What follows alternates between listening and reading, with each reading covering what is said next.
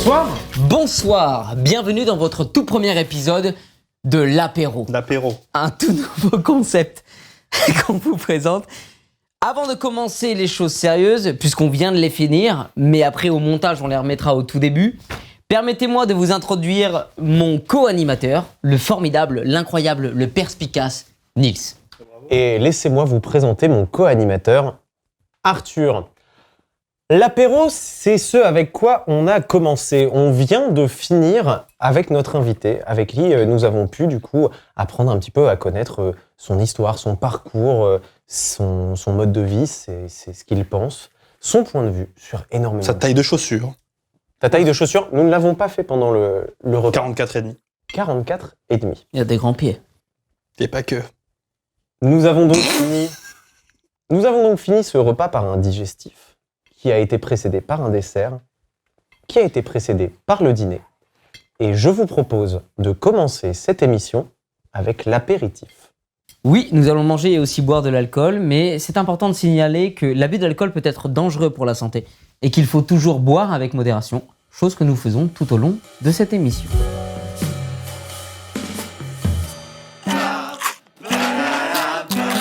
Et donc pour débuter à connaître notre invité, on va déjà dire bonjour à notre invité Clément, notre tout premier invité. C'est vrai. Bonsoir.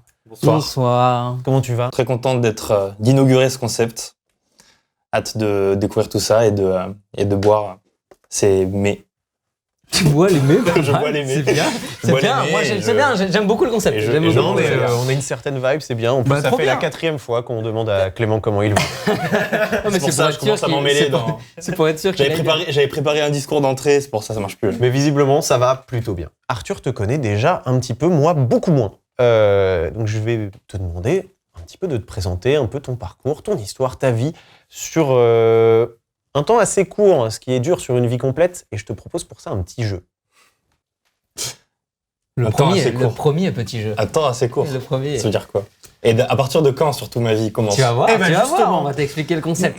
Le premier jeu va se faire avec ce timer.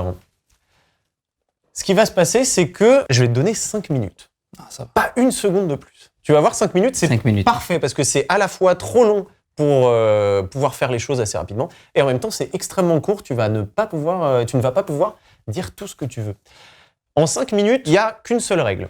Tu commences le timer à ta naissance et à 5 minutes, tu dois être aujourd'hui, enfin, dans les jours actuels. Ici, maintenant, là. Très exactement quand tu es rentré sur ce podcast. Ok. Tu peux nous parler de ce que tu veux. Tu peux nous parler de ta famille. Tu peux nous parler de l'école, du travail, de tes passions, de tes amours, de tes amis, tes allergies, de tout ce que tu veux. Merde. Le J'ai seul pas grand-chose à principe, dire. C'est la C'est- partie qui nous intéresse le plus. exactement. Et c'est de commencer à la naissance et de finir Ok. aujourd'hui. Très bien. Tu me dis Ça quand va. t'es prêt. Je suis prêt. Est-ce que avant, je me permets, pardon, Bien mais sûr, je t'en prie. comme Je n'importe connais ma vie quel, par cœur. Je connais ma vie mieux que personne. Si jamais je peux me permettre. comme n'importe quel bon apéro commence déjà par C'est trinquer. ce que j'allais dire, j'allais dire un peu soif. Allez.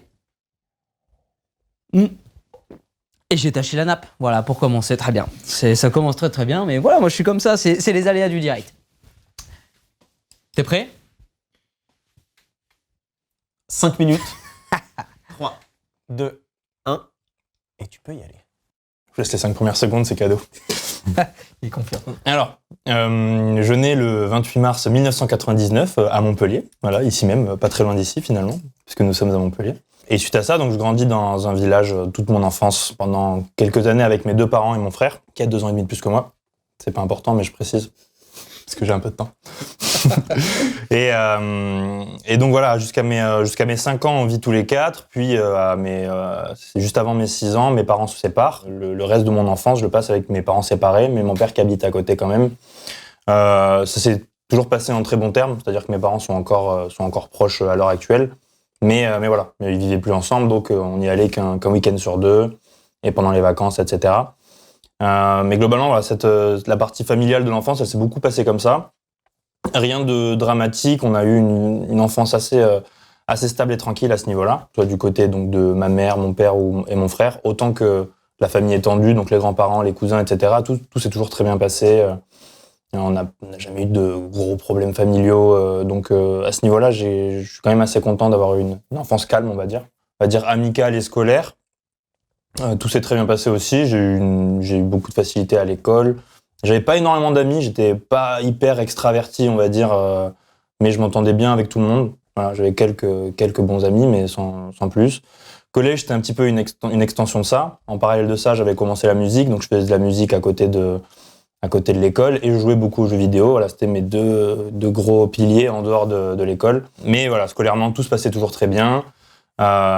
J'ai eu de la 6e jusqu'en terminale, en gros, j'avais de très bons résultats. Et du coup, quand arrivé au lycée, c'est là où il y a eu un petit switch, on va dire, dans le sens où, même si tout se passait très bien, je me suis beaucoup plus ouvert aux autres, je me suis un peu redécouvert.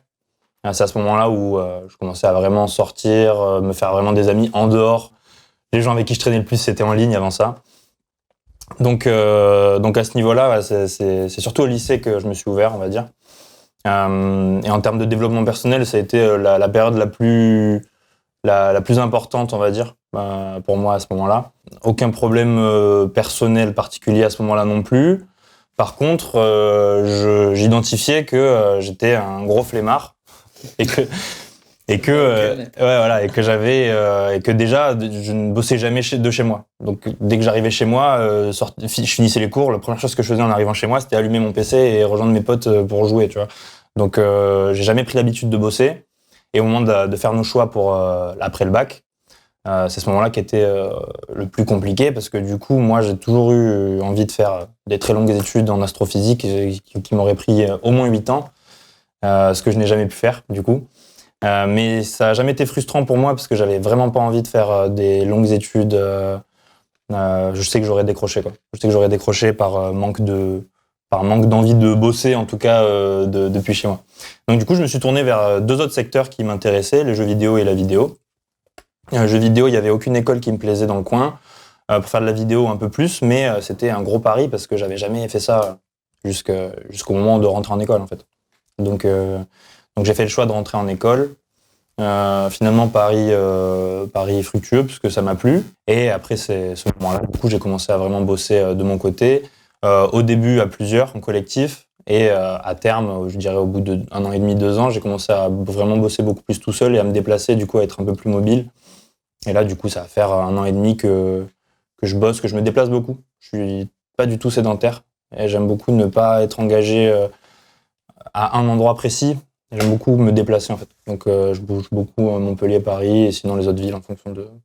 Mais voilà, j'ai pas trop résumé cette partie. J'ai pas trop mis de détails sur la partie pro. T'as encore 20 secondes pour parler. Non, mais voilà, globalement, ça fait 1 an que je vis enfin d'un métier qui me plaît. Et et personnellement, je me sens épanoui et heureux. Et puis maintenant, nous sommes le 24 février 2024 et je suis présent à ce podcast. Même on verra encore 2 secondes de battement et t'avais tout raconté. Alors, l'exercice, déjà ? En fait, ça permet de se rendre compte de ce sur quoi on se concentre ou non. Et du coup, je me rends compte que j'ai tendance à pas forcément me concentrer sur mes dernières années de vie, pardon. Mais j'avais limite plus envie de détailler quand j'étais gosse et ado que réellement les années, enfin les moments actuels, quoi. Ouais. Mais d'ailleurs, j'ai une petite question qu'on aime bien poser justement avec ce petit jeu. Est-ce qu'il y a quelque chose où quand le timer s'est arrêté, tu t'es dit « Merde, j'aurais bien aimé parler de ça ». Il n'y a rien qui me vient en tête parce que je pense que j'ai souligné les vrais points importants de ce qui font ce que je suis aujourd'hui. C'est-à-dire que même les événements récents, qui peuvent être des éléments qui, pour certains, sont intéressants à développer, ça m'a pas construit réellement comme je suis maintenant, quoi. Ça peut m'aider à découvrir des choses sur moi, mais je pense que les vrais moments clés de mon histoire, on va dire, ça s'est vraiment joué avant ça, quoi. Donc non, il n'y a rien qui me vient en tête que j'ai pu oublier. Tant mieux. C'est-à-dire que t'as bien synthétisé, t'as bien... cool. Arrivé au lycée, ça a été pour toi une période où vraiment t'as commencé à t'ouvrir, t'as commencé du coup à nouer plus de relations, à être un peu plus extraverti, etc. Est-ce que pour toi, il y a eu un déclic que tu pourrais analyser, que tu pourrais mettre en avant en disant « Ok, ça a été un déclic pour moi de changer » ou Avant le lycée, j'étais très solitaire dans le sens où il y avait des groupes de personnes avec qui je traînais, etc. Mais j'avais pas beaucoup d'amis proches. On va dire au collège, on était un quatuor à vraiment être très soudés. On s'identifiait même comme étant un quatuor, donc on savait très bien qu'à ce niveau-là, on avait une amitié forte, mais j'avais pas ce sentiment d'appartenance à un groupe. J'étais jamais spécialement au centre de l'attention et je le cherchais pas non plus, mais du coup, en fait, tout ça faisait que, comme j'étais pas de nature hyper extravertie au point de vouloir toujours sociabiliser avec tout le monde, bah ça m'allait bien en fait de me contenter de ça et du coup de simplement être dans ma bulle malgré moi, mais c'était pas un mal-être non plus quoi. Arrivé au lycée en seconde, on était plusieurs dans la classe à être un peu à être pas les plus extravertis du monde et moi du coup les gens avec qui je me suis mis naturellement à traîner faisaient partie de cette sphère un peu introverti et voilà, qui étaient entre guillemets les bons élèves un peu introvertis. J'étais le moins introverti d'entre nous aussi, quelque part. J'étais le moins introverti des introvertis. C'est ça. Donc ça m'a un peu ouvert et je devenais un peu central dans dans le côté social en fait. Ouais. Très facilement, en fait, je me suis ouvert aux autres parce qu'à côté de ce groupe-là, je me faisais des amis en dehors, etc., qui étaient dans d'autres classes. Et petit à petit, en fait, je me suis fait des amitiés fortes en dehors de ce groupe-là, qui m'ont en fait ouvert à avoir un grand cercle d'amis. Quoi. Ouais, c'est comme un processus naturel, quoi. Ouais, c'est vraiment un truc, totalement. Puis à côté de ça, du coup, dans mon village, on est un gros groupe d'une quinzaine de personnes, et moi, c'est à peu près aussi cette période-là où je me suis beaucoup rapproché d'eux. Et en fait, maintenant, on est plus que des amis, c'est une deuxième famille. Parce qu'on a tous plus ou moins grandi ensemble, quoi. Mais du coup, voilà, c'est... Ah oui, parce qu'en fait, quand on parlait, en fait, j'avais l'impression que au lycée, tu avais toi-même eu une envie, justement, d'aller vers les autres, mais en fait, c'est juste quelque chose qui s'est fait naturellement par le biais des rencontres, et tu t'es ouvert un petit peu par la force des choses, quoi. Pas par une décision personnelle, c'est ça ? Décision personnelle, je pense pas, parce que je pense pas m'être dit bon allez maintenant faut que je m'ouvre aux autres, alors que j'étais pas mal à l'aise à l'idée d'être dans mon coin. Mais non, j'ai pas eu de mal à en avoir conscience non plus, c'est-à-dire que je me rendais compte de ce qui se passait aussi. Et moi c'est vraiment cette passerelle entre la troisième et la seconde en fait qui a été un point, on va dire un point central de mon développement personnel, si on peut parler de développement personnel à ce niveau-là. Mais globalement c'est à ce moment-là que j'ai vraiment changé, on va dire, de mon approche tant sociale que. Voilà. J'aimerais revenir vite fait sur le point jeu vidéo. Je pense que je peux dire ici, sans trop me tromper, qu'on est tous les trois des gros joueurs de jeux vidéo et que on a Je l'ai tous été, mais moins. Moins maintenant. Bon, il a abandonné le navire en plein milieu, mais on a tous été, ou au moins, à un moment donné, des gros joueurs de jeux vidéo. Alors, on est très légèrement plus vieux que toi, très légèrement de quelques années. Enfin, moi, je me souviens déjà à l'époque, quand je grandissais, il y avait déjà moins qu'à l'époque de nos grands frères ou de nos grandes sœurs, etc. Mais il y avait toujours un peu ce truc de les joueurs de jeux vidéo, ils sont un peu dans leur truc, etc. Est-ce que toi, en tant que gros joueur, tu disais que ça a occupé une grosse part de ta vie à un moment. Est-ce que tu l'as déjà ressenti, ce truc-là, de se dire « Ah, c'est le type qui joue aux jeux vidéo », tu vois ? Non, pas du tout, parce que en fait, j'étais... même si je traînais pas avec les autres, j'étais pas du tout le geek dans son coin. Tu vois, j'avais pas du tout cette étiquette-là, en tout cas, qu'on me donnait.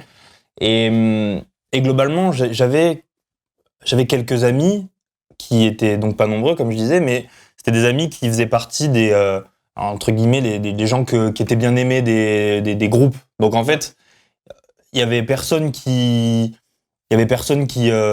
s'était mis en tête que c'était une bonne idée de me coller une étiquette pour me bully, parce que je sais pas, je pense même pas que les gens se sont dit à un seul moment tiens, il faut trouver quelqu'un à bully, parce que j'ai pas trop eu cette impression qu'il y avait cette ambiance là dans mon collège, ou en tout cas moi je l'ai pas ressenti. Et non, j'ai jamais ressenti une quelconque approche négative à mon égard juste parce que je joue aux jeux vidéo. Même au contraire, je jouais avec des gens qui faisaient partie des populaires, si on peut dire comme ça, mais Avec les mecs un peu hype, les meufs un peu hype, il était là. Les meufs jouaient pas aux jeux vidéo dans mon collège pour le coup, mais. Mais il faisait les parties et il pensait le soir, il lançait LOL. Mais on jouait tous ensemble. Jouer aux jeux vidéo, c'est bien. C'est vrai. En 99. Mais c'est des choses qui ont évolué, Parce mais que tant bien. c'est des choses qui ont c'était la évolué. période d'expansion de tout ce qui était LOL et tout, donc. Bien sûr. Donc tout le monde se mettait à LOL. Moi j'étais content parce que j'y jouais déjà depuis un an, tu vois. mais- Ah, il était considéré comme le crack parmi les cracks dans la cour. Non, parce que j'étais pas le meilleur quand même. mais- Puis j'avais une connexion de merde surtout. Putain. C'était une excuse pour mais perdre. oui, Ah, mais moi, un village. J'ai grandi avec ça. Je faisais des parties. J'étais toujours à 180 de ping constant. Des fois, ça me déconnectait. Tentative de connexion. Tu reviens, les ennemis ils ont le double de ton niveau. Tu sais, t'es là, On a tous, je l'ai connu. Ah ouais, aussi. horrible. Je l'ai connu. Et j'ai juste une petite PC de ma dernière mère, question, si tu me permets, Bien sur, sûr, bien sûr. sur justement cette enfance. Tu nous as parlé, tu as évoqué à un moment le fait que tu voulais faire des études en astrophysique. Bah depuis, je pense que c'est une des grandes passions de ma vie, on va dire, depuis que je suis tout petit. Depuis que je suis tout petit, j'ai toujours été passionné par l'astrophysique, les étoiles, etc. Évidemment, il y a toujours ce rêve de gosse un peu cliché de je veux être astronaute. Très vite, j'ai réalisé à quel point c'était pas un chemin hyper facile. Et je me suis dit, je vais me rabattre sur astronome, qui est un peu le même concept, mais juste il va pas dans l'espace. tu Il y a vois. moins de lettres. Ouais, c'est plus c'est- facile. Et ouais, du coup, l'astronomie, ouais, ça a toujours été quelque chose qui me passionnait. Je sais pas si je tiens ça de mon grand-père, parce que lui était pour le coup, fan de tout ça. Ok. D'ailleurs, en lien avec l'objet que j'ai ramené, que je vous montrerai tout à l'heure. Vous verrez tout à l'heure. L'astronomie, ça a toujours été une partie de moi, d'une manière ou d'une autre. Et quand est arrivé le moment de faire des choix pour la suite, je savais que c'était ce que je voulais faire. J'hésitais entre deux choses, en fait. J'hésitais entre soit l'astrophysique, donc un profil beaucoup plus dans les sciences exactes, si on peut appeler ça comme ça, les sciences absurdes, ou un côté justement dans les SVT. J'adore tout ce qui est le comportement animal, etc. Donc j'aurais voulu être comportementaliste animalier à l'étranger, quoi. Mais ça, même chose, c'était compliqué comme parcours, parce que pour arriver à être sur des sujets qui m'intéressaient, c'était un pari ultra risqué, quoi. Si c'est pour que je fasse 11 ans d'études et qu'à terme je sois même pas sûr d'être sur des études qui me plaisent, il aurait fallu que je monte les miennes, et là c'est compliqué aussi, parce qu'il faut, c'est comme dans tous les projets que tu mènes toi-même, il faut trouver les subventions, etc., quoi. Mais À l'étranger, pourquoi à l'étranger comportementaliste animalier? parce qu'en France, il n'y a pas une faune qui m'intéresse spécifiquement, à part à la limite, un des sujets qui aurait pu m'intéresser en France, c'est le retour du loup. Parce que j'ai toujours eu une approche assez passionnée par le loup. Mais non, en France, il y a pas de faune qui m'intéresse. Je pense qu'il y a aussi ce côté... Un peu exotique. c'est ça, le bien sûr. fait d'avoir grandi en sachant que ça existe, je pense qu'il y a moins ce côté fascinant qu'on peut retrouver chez les animaux qu'on retrouve dans d'autres pays, d'autres continents, etc., quoi. Donc, Rapidement, ton animal favori peut-être? le loup, du coup. Ah oui, d'accord. Ton Il a animal envie de la poser en dehors comme de ça. la France favori. Ah, en dehors de la France. Le loup américain. Exactement. J'aime beaucoup les reptiles. J'aime beaucoup les reptiles. C'est très chouette, les Et sinon, ouais, j'avais fait un exposé en CM1 sur le fennec. Le fennec. Le fennec, ouais, le renard des sables. Ouais.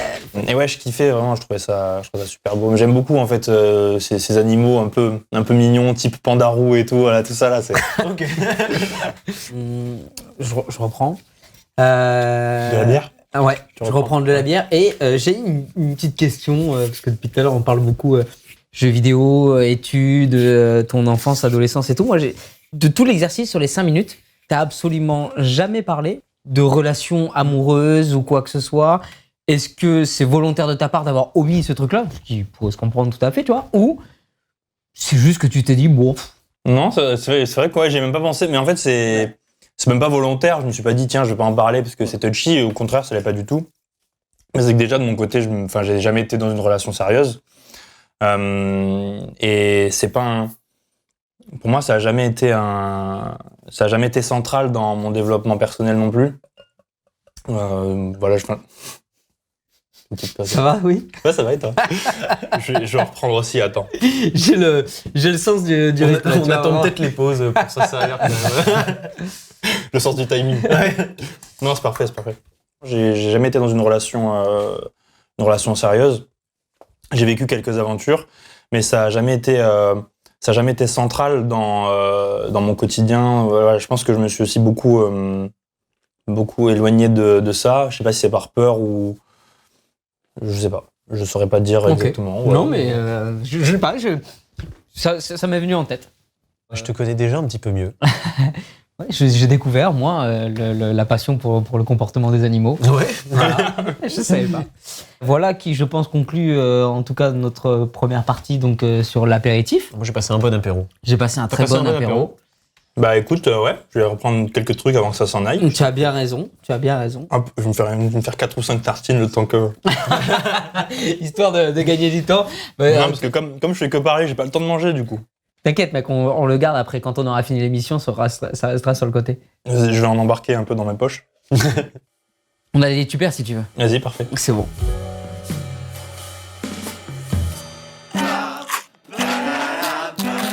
Pareil que pour l'apéritif, on t'a préparé un petit quelque chose pour pouvoir C'est mon jeu préféré. amorcer la discussion. Je vais juste te demander du coup d'enlever tes bras pour qu'on puisse te poser quelques Fais-nous un juste petit peu de place, ouais, voilà, devant toi. Ouah, les tirages de cartes. J'adore Eh la oui. voyance. Exactement. Tu es plutôt scorpion ou... Moi, ouais, je suis... Ouais, parce moi, que t'as dit que tu voulais faire des études moi, je d'astrologie. suis vierge, ouais. Mais je connais pas mon signe du zodiaque, par contre. On va placer devant toi des cartes. C'est exactement ce que je suis en train de faire. Si jamais, voilà, vraiment, on se posait Il y la en a question. beaucoup. Je sais pas si on le voit à la caméra, mais en tout cas, je place des cartes devant lui. Je peux les mettre droite. Je mets comme je veux, mec. Il y en a beaucoup. Voilà. Sur toutes ces cartes, nous avons placé des thématiques. Donc, sous chacune des cartes aura évidemment une thématique différente. Et je Est-ce qu'il y t'invite a donc... ma thématique? Oh, ça va être long. Mais du coup, attention, parce que il ne faudra pas parler de la thématique qui sera sur une seule carte. Non. Mais Sur 2 thématiques. On va te demander donc de tirer 2 cartes qui auront donc 2 thématiques différentes et de lier ces 2 thématiques, ouais, 2 Ah, thématiques. c'est marrant, c'est bien comme jeu. En gros, il faut que tu tires donc 2 cartes avec 2 thématiques et que tu lis, en tout cas, que tu... Je prends un tu peu nous d'avance dises, parce que je vais pas avoir le temps après comme je Tu as parle. bien raison. c'est ça. Et t'as pas forcément besoin de parler des thématiques en elles-mêmes, mais beaucoup du lien entre les deux. Et tu vas voir les différentes thématiques. Ok. Il y en a qui ont des liens qui sont extrêmement faciles à trouver, d'autres beaucoup moins. Ça dépendra de la chance. Est-ce que tu as de la chance en général? Ça dépend si j'en ai ou pas. Très bonne réponse. Je te laisse tirer les cartes du coup. C'est perspicace, ça. Hein. Hop. C'est un as de pique. L'amour et le temps. Oh. Ah, L'amour et le temps, intéressant. Le temps m'a beaucoup appris sur ma perception de l'amour au sens large, j'ai envie de dire, même si ça paraît classique. Je pense que tout le monde est dans ce cas de figure-là, c'est-à-dire que c'est avec le temps et les expériences forcément qu'on sait dans quelle direction on va, etc. Moi, de mon côté, je me suis toujours dit que quand, en gros, je trouverais, entre guillemets, la bonne, ça serait pour la vie. Voilà. Donc, il y a vraiment cette notion de temps et d'infini. Je pense que c'est aussi en grande partie pour ça que essayer d'être à l'écart de l'engagement, on va dire, en termes d'amour, de sentiments, etc. Mais globalement, avec le temps, ce que j'ai appris surtout, c'est moi, mon rapport aux relations amoureuses. Pas forcément ce que je veux, mais en tout cas, je sais maintenant ce que je veux pas. Et ça, bah, je pense que c'est en grande partie lié au temps et aux expériences. Quand bien même, j'ai pas non plus une multitude d'expériences. Je suis pas là à avoir multiplié les expériences non plus. Grâce au temps, j'ai beaucoup plus de facilité à identifier mes non-envies, on va dire, en termes de tout ce qui est amour, quoi. Plus les non-envies que les envies du coup. J'ai toujours du mal à identifier mes réelles envies profondes sur n'importe quel sujet. Alors que savoir ce que j'aime pas, c'est toujours plus simple. Et pourtant, enfin, en général, on a souvent tendance à dire que identifier ce qu'on veut pas, c'est le plus important. Bah, naturellement, moi, j'identifie facilement ce que je veux pas et j'ai du mal à identifier ce que je veux. Donc, pour le coup, ouais, c'est surtout ça que j'identifie avec le temps. C'est marrant que là, en tirant ces 2 cartes, que la première chose à laquelle t'es pensé sur ces 2 thématiques, c'est vraiment sur ton rapport au temps, le temps qu'il te faut pour façonner en fait ta vision de l'amour, etc. et ta perception et du coup ce que tu n'as pas envie et donc qui permet en fait de fil en aiguille en fait de savoir ce dont tu as envie, puisque en commençant par savoir ce que tu veux pas, ben finalement tu coches d'autres cases. Je barre des trucs. Voilà, c'est ça. et pas quel temps accorder à l'amour. Est-ce que ça veut dire... Quelle place ça aurait, par exemple, dans ma vie? Ouais, Exactement. c'est-à-dire que le premier réflexe pour toi, ça a été le temps a façonné ma vision de l'amour et continue de le façonner pour que j'arrive à un moment où je me dis, ok, c'est la bonne, ou quel temps accorder à l'amour dans ma vie. Est-ce que pour toi, à l'heure actuelle, c'est parce que tu n'y accordes pas assez de place, ou c'est parce que tu es toujours dans cette recherche, un peu cette quête perpétuelle de façonner ta vision de l'amour? En fait, je pense pas me dire que je lui accorde pas assez de place parce que je considère lui accorder la place qui me correspond. En fait, j'ai jamais eu envie de théoriser quel temps il fallait que j'accorde à l'amour parce que je pense que c'est assez normal et naturel de se dire que en fait, si je devais donner ma vision la plus utopiste de ce qu'est l'amour, c'est que les deux sont en osmose parfaite et qu'il y a à aucun moment besoin de faire un effort pour l'autre parce que naturellement tout fonctionne. Donc pour moi, la notion de temps, elle est difficile à rapprocher à la notion d'amour parce que justement, je me pose même pas la question de quel temps et quelle importance j'accorde à l'amour dans la mesure où je considère que naturellement, ça prendra la place que ça doit prendre, quoi. Et justement, j'imagine que même si tu n'as pas encore, si j'ai bien compris, trouvé ton grand amour, tu as eu des expériences. Et justement, est-ce que tu arrivais justement à avoir une osmose avec ces personnes-là ou un début d'osmose? Ou est-ce que justement c'est quelque chose que tu cherches toujours? Non, globalement, les quelques relations que j'ai eues, parce qu'encore une fois, je ne compte pas non plus des centaines, hein, mais... Ah bon 4500 pour l'instant. Ça va. Le body count. Putain, quel enfer. Non, globalement, moi, c'est toujours bien passé avec mes partenaires, en tout cas sur ce plan-là, parce que ça a toujours été dans le respect. Donc, c'est-à-dire que même si en fin de relation, si on peut appeler ça comme ça, parce que quand on se côtoie pendant un moment, même si il n'y a pas cette étiquette de couple qu'on peut mettre sur une relation, ça reste une relation. On est avec quelqu'un pendant longtemps, etc. Ça a toujours été dans le respect l'un et l'autre. Donc, je pense qu'il y a quand même eu une forme d'osmose, encore une fois, si on peut appeler ça comme ça. Mais ouais, il y a... Je sais pas. Ça, pour le coup, je saurais pas dire qu'est-ce qui manque. Parce qu'encore une fois, je n'identifie pas mes envies profondes, mais plus ce que je veux pas, quoi. J'ai l'impression, et arrête-moi instantanément si je me trompe. Top! Ok, c'est bon pour moi. Eh ben, du coup, Allez, on passe Mais, on passe au 10 jours. je t'invite à tirer 2 autres cartes. j'ai l'impression, au vu de la façon dont tu abordes le sujet, et il y a quand même beaucoup de réflexion derrière. Je pense qu'il y a eu forcément un travail d'introspection, d'analyse un petit peu, sans forcément pousser le truc à son paroxysme. Mais en tout cas, j'ai l'impression que c'est des choses auxquelles tu as déjà réfléchi. Et la façon dont tu en parles, moi, j'interprète ça, j'ai l'impression que tu passes beaucoup par j'ai besoin d'être accompli personnellement, ou en tout cas, j'ai besoin d'atteindre une certaine forme d'épanouissement personnel avant même d'espérer trouver la bonne. Alors, Enfin, j'ai l'impression qu'il y a un peu ce cheminement et un peu ce travail-là. Il y a peut-être une part de ça, mais j'ai l'impression surtout que, au-delà de j'ai besoin d'un accomplissement personnel, donc ça c'est évident, j'ai besoin de déjà, moi, me sentir bien seul pour me sentir bien à deux. Mais ça, c'est pas un problème parce que ça a toujours été le cas. Et comme j'ai toujours été tout seul, je me suis construit tout seul, j'avais pas grand monde à qui je partageais profondément ce que je traversais, donc ça n'a jamais été trop un sujet pour moi de m'accomplir par le biais d'un binôme ou d'un couple. Par contre, je sais pertinemment que j'ai besoin de potentiellement construire quelque chose, une relation amoureuse, que dans des conditions où moi, ça n'impactera en rien mon développement personnel propre et mes liens sociaux, mes liens professionnels, mes liens amicaux, peu importe en fait quel type de lien. Je veux en rien que ma relation n'impacte ça, quoi. Donc je pense qu'il y a une part aussi de...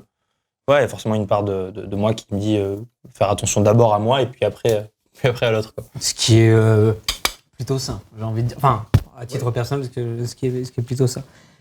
Deux autres Moi, je cartes. te propose. Allez, je fais par symétrie, j'aime bien la symétrie. Il veut pas nous le dire. Il reste ça. Ok, tapis. Loisirs et amitié. Intéressant. Loisirs et amitié, alors. Je trouve que c'est deux notions qui sont très proches déjà. Parce que souvent, on a tendance à dire qu'avec ses amis, c'est ceux avec qui on va s'amuser aussi, au-delà de... Enfin, même s'il y a ce côté, au-delà des bons moments, les amis, c'est ceux avec qui on traverse aussi les mauvais moments. Moi, pour ma part, je partage beaucoup plus de bons moments que de mauvais moments avec mes amis, mais ça, c'est aussi, je pense, nos notions respectives. Mais globalement, le loisir et amitié, ouais, j'aurais tendance à dire... je pense que tout est un loisir, en fait, quand t'es avec tes amis. Peu importe l'activité. Remplir ses impôts. Remplir ses impôts avec des amis, ça doit être génial. Je te promets, moi, si c'est avec mes amis que je remplis mes impôts, je le fais le jour même.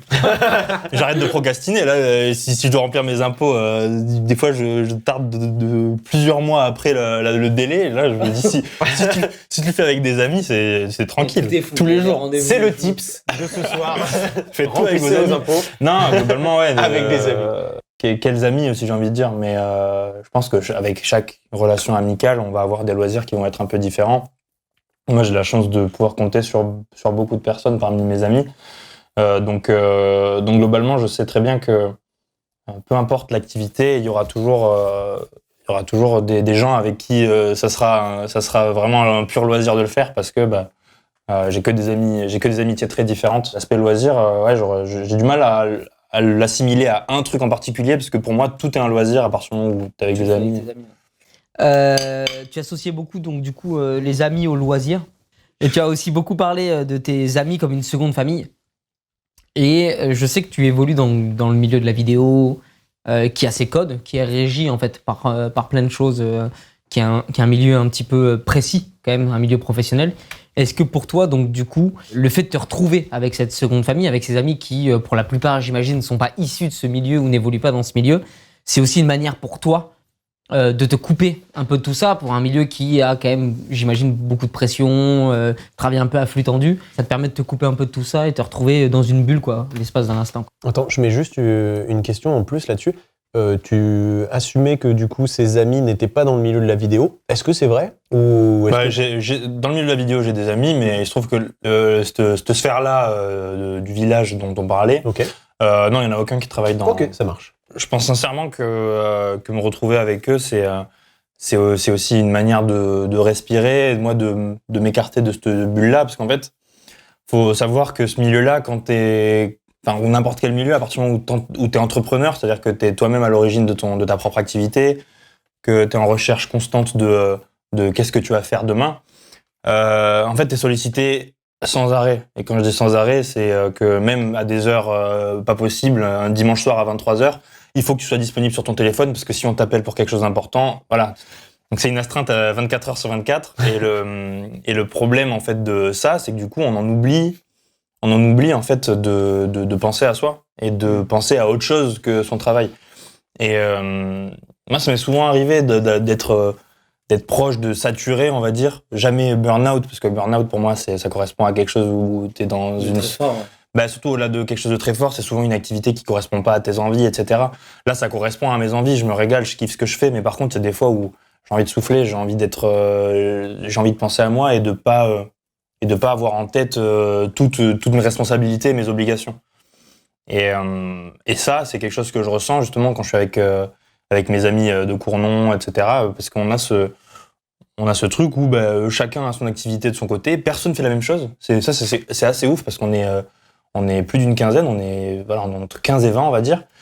Et tout le monde fait un truc différent. Donc il y en a qui se rapprochent, mais comme tout le monde a une activité très différente, il y a vraiment cette ambiance presque familiale de on s'est connus avant de faire nos vies et maintenant chacun a sa vie, mais on se retrouve quand même et il y a toujours ce lien-là. Alors que c'est peut-être des gens, si je les avais rencontrés demain, j'aurais pas eu cette proximité-là avec eux, c'est même évident pour certains. Mais l'avantage, c'est que comme on fait tous un truc très différent, quand on se retrouve, on a vraiment cette ambiance familiale de on est entre nous, on pense à rien d'autre. Donc évidemment, on se tient au courant, on fait des mises à jour sur le travail de l'un et l'autre. Il y a quelqu'un qui a une promotion, on en parle. Il y a quelqu'un qui change de taf, on en parle. On fait ça. Ouais, on fait tout ce qu'on peut fêter en fait. C'est ça pour le coup, tu peux compter. Le loisir, c'est la fête. Ah ouais. Mais c'est le seul, c'est la seule sphère avec la famille où l'aspect professionnel n'est pas central. Où c'est pas ce sur quoi on va baser nos discussions, etc. C'est-à-dire que toutes mes amitiés que j'ai construites après le lycée, c'est que des gens, ou en tout cas 95%, que des gens avec qui on va discuter en lien avec nos activités respectives. Même si j'ai quand même construit des amitiés très fortes après, même encore récemment, mais pour le coup, il y a toujours cette notion très proche de ce qu'on peut vivre professionnellement qui vont rentrer dans la discussion et qui vont être un peu centrales dans la manière aussi dont on a construit notre amitié, tu vois. Ouais. Donc forcément, il n'y a pas la même approche. Donc oui, pour répondre à ta question, oui, ça me permet de respirer, C'est bon. de les voir. Moi, j'ai juste une petite question. Tu nous as dit tout à l'heure... En fait, j'ai le chorizo qui est en train de me brûler la gorge aussi. Prends un peu de mortadelle, moi, c'est pas mal. Ça permet de calmer la douleur du chorizo, mec. Moi, j'ai une petite question aussi. Alors, amitié et loisirs. Tu nous as dit aussi tout à l'heure que tu étais un flemmard, que quand tu rentrais chez toi, tu n'avais pas envie de travailler. Donc, le loisir, j'imagine que c'est aussi quand tu rentres chez toi. Et tu nous as aussi dit que tu bougeais tout le temps, que tu faisais des allers-retours Paris, Montpellier, mais aussi d'autres villes, etc. Et j'avais envie de savoir, est-ce que donc ce côté loisir, ce côté oisif presque. Oui, je t'en prie. Sinon. Non, continue ta question.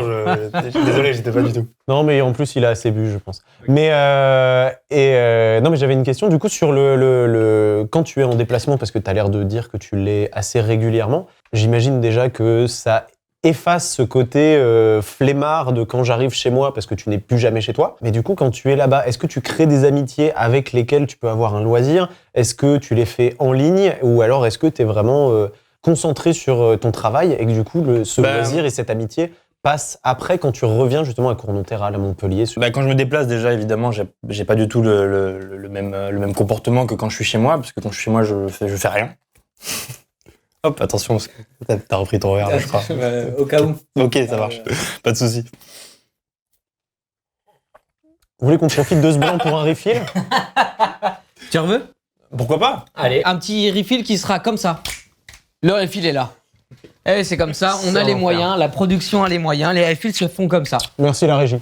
Non, quand je me déplace, évidemment, j'ai pas le même confort que quand je suis chez moi. Parce que du coup je suis pas chez moi. Jusque là ça se tient. Ça fait sens, hein. Mais par contre faut savoir que la majorité du temps je travaille qu'avec des gens en fait je mets vraiment l'humain au cœur de ma profession, de ce que je fais. Pour moi c'est essentiel. Je vois mon métier comme 3 gros piliers, c'est-à-dire l'artistique, le financier et l'humain. Et il m'en faut toujours au moins 2 pour faire un projet, et parmi les 2 il faut qu'il y ait toujours l'humain. C'est assez simple comme approche, c'est-à-dire que je ne veux bosser qu'avec des gens avec qui, humainement, je me sens bien aussi. Donc, c'est-à-dire qu'il n'y a pas vraiment cette notion de « je travaille ». Il y a toujours cette approche de « j'ai des responsabilités, je dois accomplir cette tâche parce que ça fait partie de ce pourquoi on me paye ou ce pourquoi je me suis engagé ». Par contre, c'est toujours dans une atmosphère en fait, qui me plaît parce que, humainement, j'ai envie de bosser qu'avec des gens avec qui je m'entends bien. Et pour ça, en fait, c'est presque un loisir, en fait, j'ai envie de dire. Parce qu'on n'a pas cette notion trop...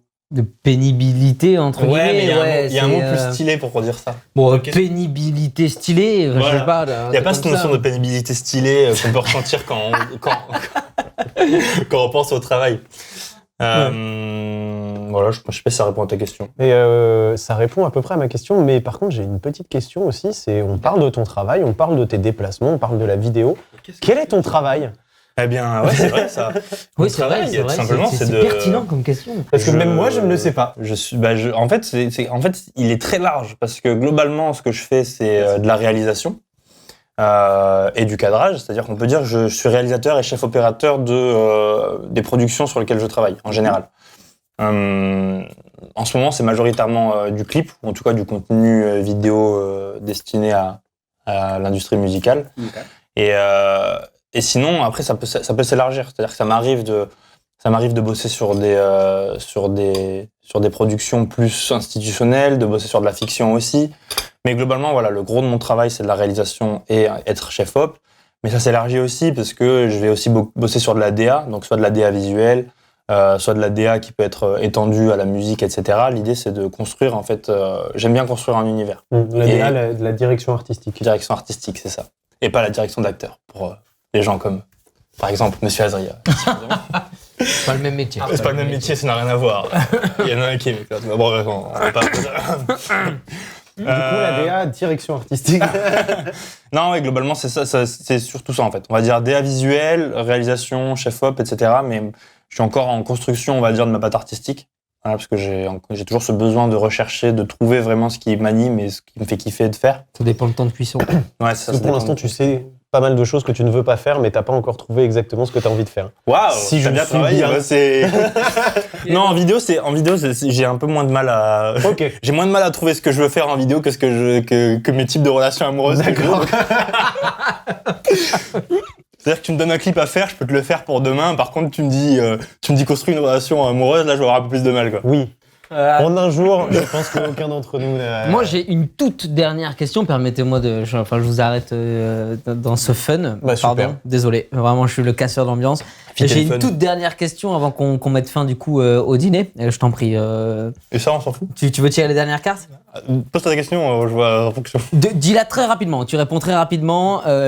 Tu nous as beaucoup parlé de jeux en ligne. C'est quoi maintenant là, la place que ça occupe maintenant? Bah, très peu. Très peu. C'est terminé. C'est très peu. En ce moment, J'allais dire c'est ciao, mais en ce c'est moment déjà pour être breveté, honnête, donc, le seul et unique jeu en ligne auquel je joue, en ligne, hein, on attention, je parle. faisais On bien parle pas tes de jeu mots. solo. Je faisais ouais. Le seul truc en ligne que je fais en ce moment, c'est les échecs. C'est tout. C'est le truc. Désolé, Arthur. Ouais, non, mais je m'en vais. C'est bon. Non, mais c'est pas que je n'ai plus le temps, c'est que je prends plus le temps et ça me manque. Je sens que ça me manque quotidiennement. J'aimerais me dire, aujourd'hui, je fais une journée, je fais 18 heures de jeux vidéo, ça serait avec grand plaisir. Mais je prends pas le temps et quand je suis chez moi, en fait, je me dis, j'ai pas le temps. Quand je suis chez moi, je me dis, j'ai pas le temps de jouer, donc je joue pas. Et du coup, comme je joue pas, voilà, c'est tout. joue pas. Peut-être que des fois, je fais rien de la journée, j'aurais pu passer une journée entière à jouer. Mais non. Parce qu'inconsciemment, je me dis, j'ai des trucs à faire. Donc, je mais ça, procrastine. c'est terrible, c'est terrible. Ouais, voilà, c'est ça. Ouais. Alors que si je me dis, je me lance dans un jeu vidéo, c'est évident que je vais rien faire. Alors que si je joue pas à un jeu et que je Tu procrastine dis à tout moment, autrement, peut-être que tu auras un éclair, Voilà, tu vas c'est dire ça. vas-y, j'y vais et tout. Ouais, c'est ça. Ouais, je comprends. Donc c'est compliqué. Ok. Allez, les cartes. Allez, deux dernières cartes très rapidement. Deux dernières cartes. Santé, famille, tout le monde va bien. Hop. Tu veux Ah, il lire s'est- toutes nos cartes? Ouais, pardon, il s'est mis. Il Tu s'est veux mis. pas laisser de suspense pour le prochain épisode? T'as raison, vas-y. Je l'ai lu pour moi alors. Ce qui conclut du coup notre deuxième partie sur le dîner. On va pouvoir attaquer le dessert. Non, t'as encore faim? C'est ça? J'ai des cartes. Non, une seule. Je sais pas lire. Ok. Retiens-la. Retiens. Non, tu la retiens juste et tu la remets où tu veux. Est-ce que c'est ta carte? Non. Si, c'était ma carte. C'était ma C'était carte. sa carte. Je suis un C'est énorme assez menteur. impressionnant. Je suis. Non, ouais. c'était pas impressionnant. Comme quoi, loisir, amitié, magie. Là, il manquait que le deuxième. Voilà.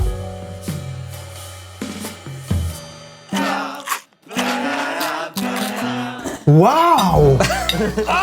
Mais pourquoi il y a un tiramisu devant moi? Eh oui, on avait un agent infiltré et on est au courant que ton dessert préféré est La la panna cotta. Le tiramisu. Effectivement. Voilà. Bah, magnifique. Tant mieux, heureusement. Il a une forme que je n'ai jamais vue auparavant, donc ça m'intrigue encore plus. On est comme ça, on est des novateurs. Et comme tu as pu le deviner, on arrive sur le dessert. Mais le dessert, du coup, après avoir un petit peu parlé de ta vie, un petit peu de choses un petit peu profondes, de l'amitié, de loisirs, de ton travail, de choses qui font un petit peu toi, un petit peu ton parcours, on va prendre un petit peu de recul et parler de choses un petit peu plus légères. Si ça te va, bien sûr. Tout me va, je suis votre homme. Magnifique. Et du coup, dans le dessert, on va donc aborder des choses un petit peu plus tranquilles. Par exemple, moi, ce que je te propose, c'est, j'ai l'impression que tu aimes bien, de ce que tu nous as dit, la musique, les jeux vidéo, la vidéo, ce genre de choses. Est-ce que tu as des recommandations de choses qui t'ont vraiment marqué ou même de choses qui sont assez récentes que tu aimerais faire partager aux gens? Les recos de l'invité. En termes de jeux vidéo, j'ai pas trop de recommandations récentes. Les échecs, qui vient de sortir d'ailleurs. Ouais, non mais... C'est pas vraiment un jeu vidéo en vrai, c'est juste que j'y joue en ligne.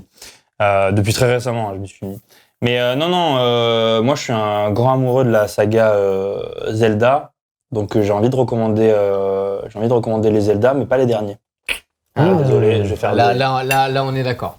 Les D'accord. deux derniers. Breath of the Wild, j'ai testé, j'ai essayé, hein, franchement. En fait, je pense que l'aspect monde ouvert est grave intéressant pour rentrer dans l'univers Zelda. Mais pour moi, ce qui faisait le charme de cette licence-là, c'était pas du tout. C'était justement le fait que ce soit pas du monde ouvert et que ce soit vraiment cet aspect très Zelda. Je sais pas comment dire, mais Très linéaire, non, mais il y avait un côté Ouais. donjon un peu. Ouais, vraiment. Là, il y a moins ce côté donjon. On les retrouve un peu sur. Bon, bref, voilà. J'en passe. Celui d'après, je l'ai même pas essayé parce que. Pour l'instant, on est sur tes non-recommandations. Vraiment, il nous a- Si, je recommande la saga Zelda, mais avant. Jusqu'à. Allez, Twilight Princess, peut-être Skyward Sword, qui est sympa aussi, mais ceux d'avant sont encore meilleurs, j'ai envie de dire. Et ton jeu vidéo préféré, du coup, de cette saga, ça serait de lequel? Cette saga, waouh. Peut-être Minish Cap, enfin, c'est pas mon préféré, mais c'est celui par lequel je suis rentré, Ok. donc sur Game Boy Advance. Ok. C'est pas mon préféré, mais c'est celui qui m'a fait adhérer à cet univers-là, en tout cas. Après quoi, je suis passé sur les deux qui sont sur DS. Et après, en parallèle de Twilight Princess qui est sorti sur Wii, je me suis mis à faire les anciens sur un émulateur, du coup, sur PC. Parce que je kiffais de fou l'univers et du coup, j'avais fait tous les... Donc voilà, en termes de jeux vidéo, je dirais juste par nostalgie la saga Zelda. Sinon aussi un jeu excellent en multijoueur auquel je joue en ce moment. Mais multijoueur coop, pas en ligne. Les échecs, mais en équipe. Voilà, de combo en échec, excellent. Non, ça s'appelle Towerfall. Ok, c'est un jeu qui est sur... Mais on est des gros joueurs de Towerfall, Ah ouais mec, mais des On se très fait une gros partie joueurs. après, les gars. Mais y a aucun problème. Mais je vous défonce par Par contre, il n'y a pas de défaite pour moi. Mec, mais je vous fume. Ah ouais. Bref, Towerfall, excellent. Un jeu à faire soit en solo, soit en multi, peu importe. Vous pouvez vous Gaïa, il est déjà en train de parler de solo parce qu'il est en train de se dire s'il joue contre nous. Mais bien sûr que non, j'ai aucun risque de perdre contre vous, c'est pas grave. On l'utilise souvent, enfin on y joue de temps en temps quand on va en séminaire, au-delà de Ok. Smash Bros.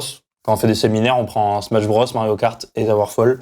Et voilà, et en fin de journée de travail, c'est-à-dire vers 5h du mat, on se fait des parties.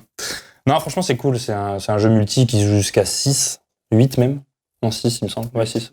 Non, 6. Non, 6. Ouais, Six, de 2 à j'ai rien 6. dit, alors. De 2 à 6 en multi. 2-6. Sinon, tu ne te vois plus sur la map et tout après. Ouais, et c'est Pour, c'est trop bien. pour ceux qui connaissent pas du tout Towerfall, On met un c'est, extrait. Non, on n'a pas les droits.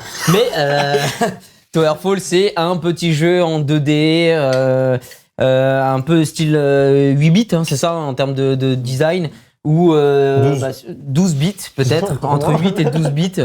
De 2 à 6, de 2 à 6 joueurs. De 2 à 6 joueurs, où les joueurs incarnent des archers, où ils s'affrontent sur une petite carte, et c'est le dernier survivant qui gagne des points. J'ai bien résumé? Ouais. Et du coup, Non, tes ou alors prochaines celui qui recos tue le plus. Voilà, en jeu vidéo, je dirais ça actuellement, parce que c'est Ok. ceux actuellement qui me vient à l'esprit.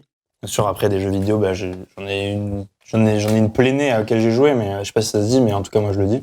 Ouais, une plénée, je connais, ouais. Musicalement, compliqué de parler de choix musicaux. C'est très compliqué, hein, les recommandations musicales, parce que tu sais jamais sur quoi tu t'engages, tu vois. En ce moment, j'écoute beaucoup de... Tu t'engages sur ce que t'aimes, là, pour l'instant. Ouais, en ce moment, j'écoute beaucoup de rap marocain. Ok. Ok. Voilà. Je me D'accord. suis découvert une passion une passion pour ça récemment. Et franchement, c'est très chaud. Il y a des artistes. T'as comme- des noms à... Ouais, après, il n'y a pas que du rap, il y a des trucs un peu plus pop R&B ou quoi, mais récemment, j'ai découvert Lail, qui est une artiste qui a sorti un projet, là, récemment, notamment. Très forte, j'aime beaucoup ce qu'elle fait. Sinon, après, il y a... j'aime bien Draganov, j'aime bien... Et après, il y a des artistes dont je ne connais pas bien le nom, parce que des fois, ils mettent des chiffres dans leur nom, eux, c'est toujours compliqué. Si jamais ils nous les envoient par texto, ils seront affichés juste ici. Ouais, et après, sinon, globalement, j'écoute aussi.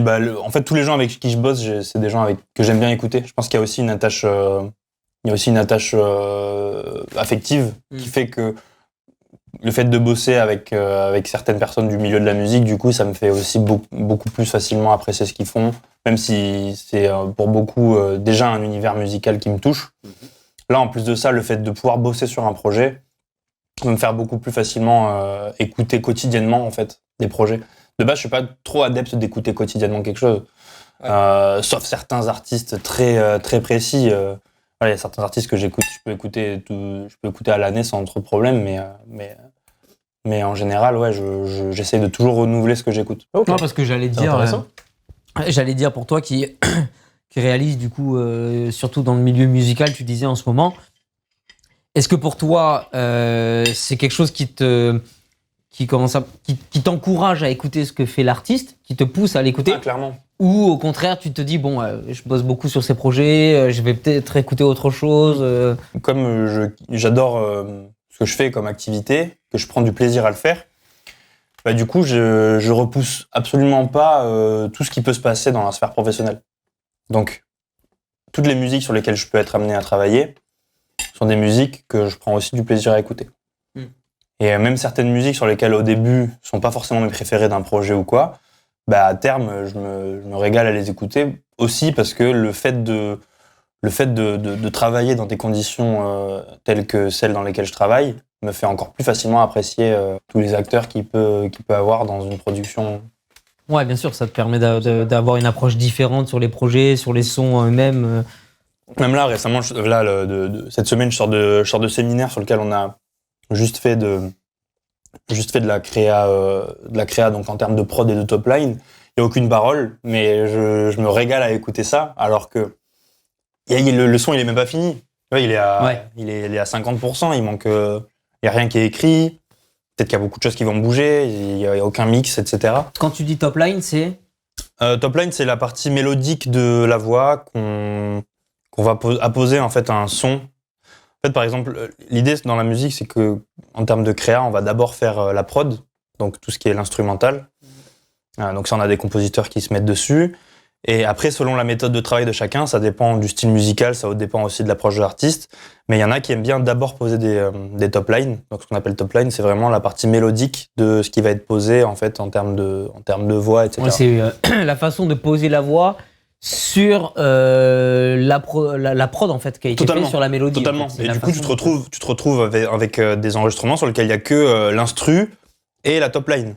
Donc c'est même pas des vrais mots, c'est ça veut rien dire, tu vois. Ouais, par exemple. Ouais. Enfin, c'est en soi, tu Je dis dis très bien la top line. tu dis si tu J'ai une tombes nouvelle carrière. tu dis si tu tombes sur ça hors Là, il va contexte, en faire. il n'y a pas de nouvelle carrière.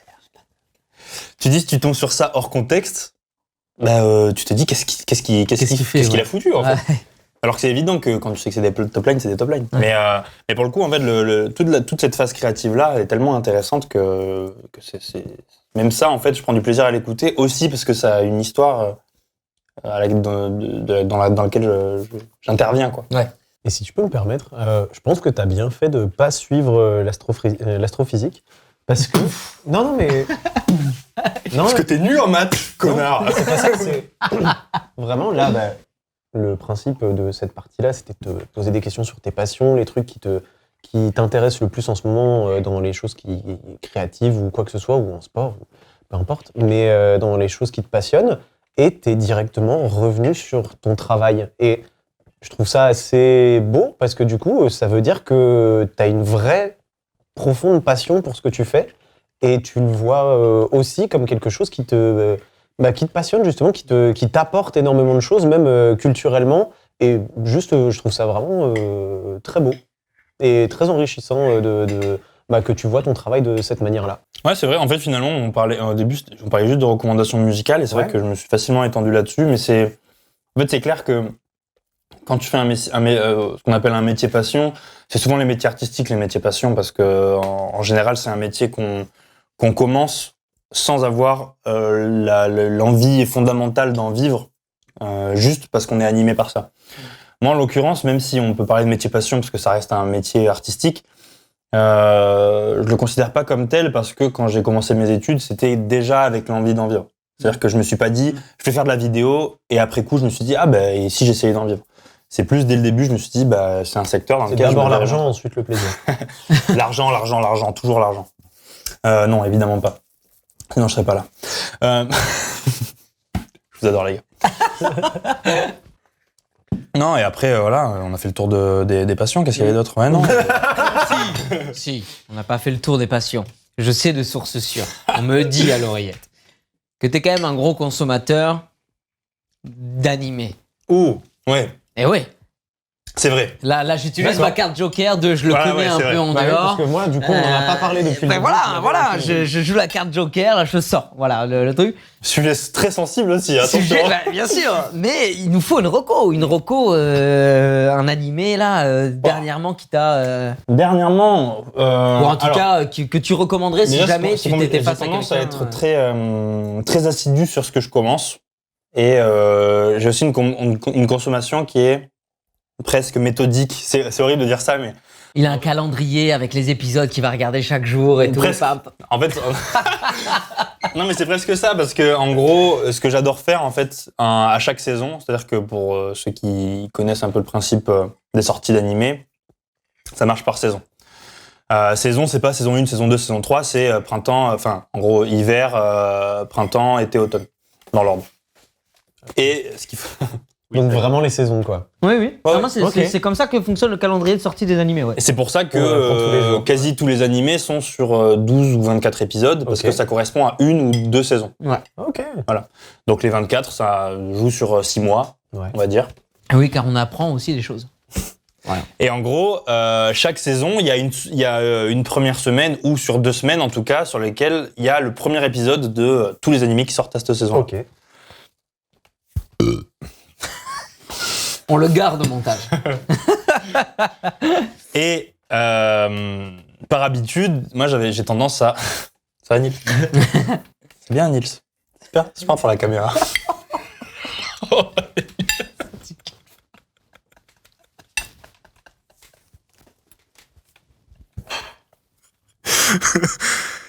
Donc je disais, les semaines de sortie, j'aime bien regarder plein d'animés. Wow. Il aime regarder plein d'animés. Non, du coup, chaque saison, il y a une semaine ou deux pendant lesquelles sortent les nouveaux animés, donc les animés saisonniers. Mais ouais, j'ai tendance à regarder énormément de premiers épisodes. C'est-à-dire que ça peut m'arriver de regarder 20 premiers épisodes d'animé au moment là où la saison commence. Et du coup, d'épurer. Premier épisode, déjà, j'en enlève facile la moitié sur lequel le premier épisode ne m'attrape pas.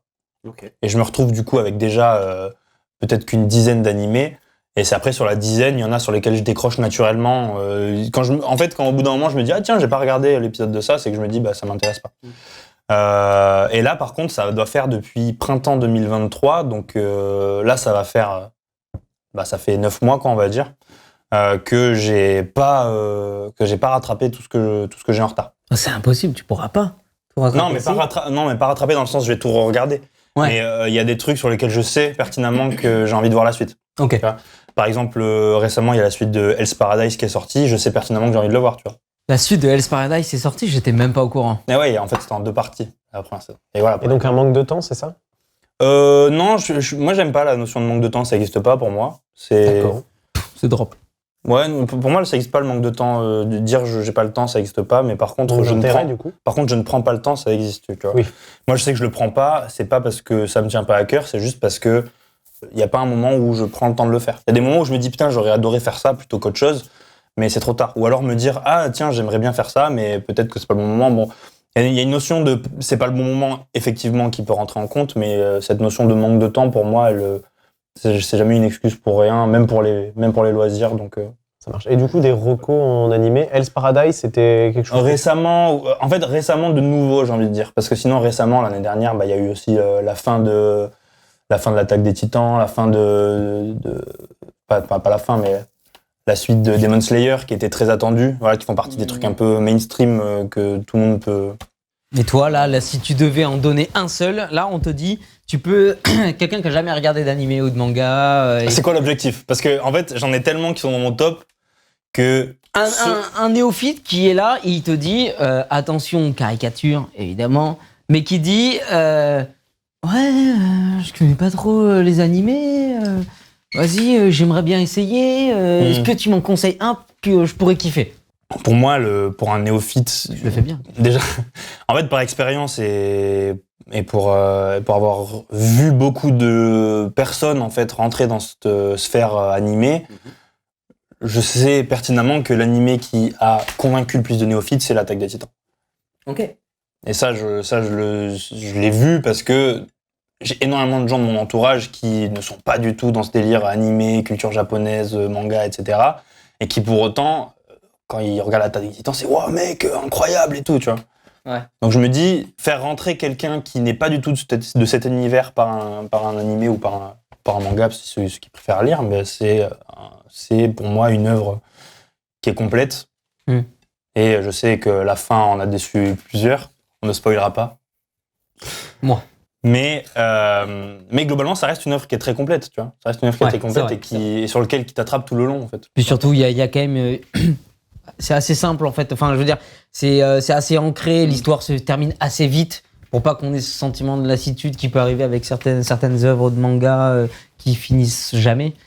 Moi, pour l'avoir commencé très récemment, j'avoue que ça attrape très vite. Ouais. Code Geass, c'en est un qui me tient énormément à cœur.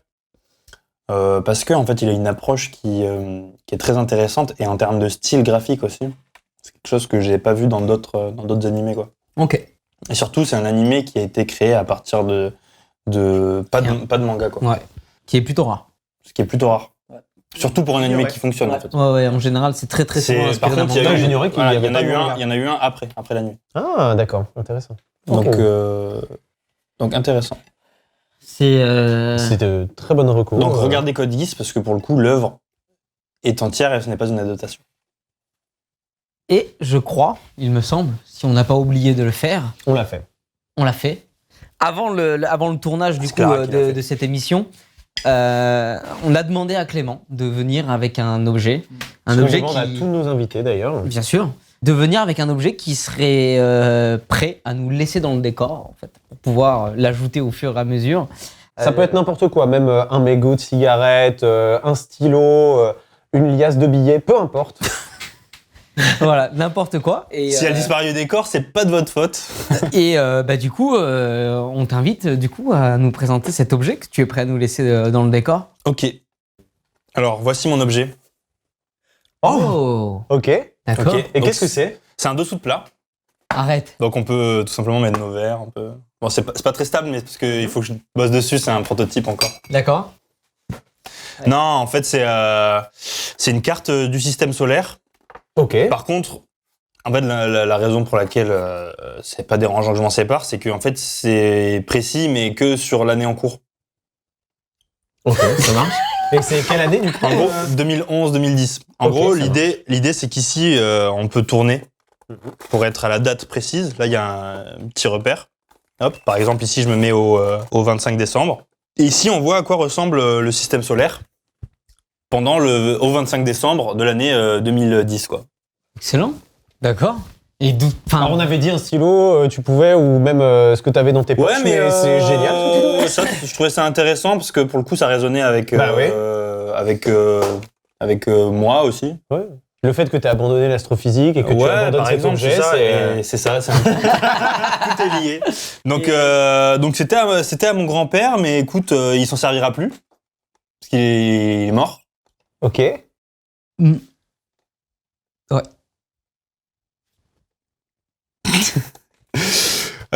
Non, et globalement, là, vous voyez qu'il y a la Terre ici, là, à la place du cadran le cadran cardinal, je sais pas comment on dit. Les 4 points cardinaux. Ouais, mais il y a à part une boussole, il y a pas un autre nom pour le cadran ? Une rose des vents. Ouais, voilà, mais c'est pas la sables. rose en fait. Bon, à la place de la boussole, c'est la Terre. La Terre. Et du coup, tu peux voir au 25 décembre, waouh, mais Mercure était aligné avec le Soleil. C'est ouf.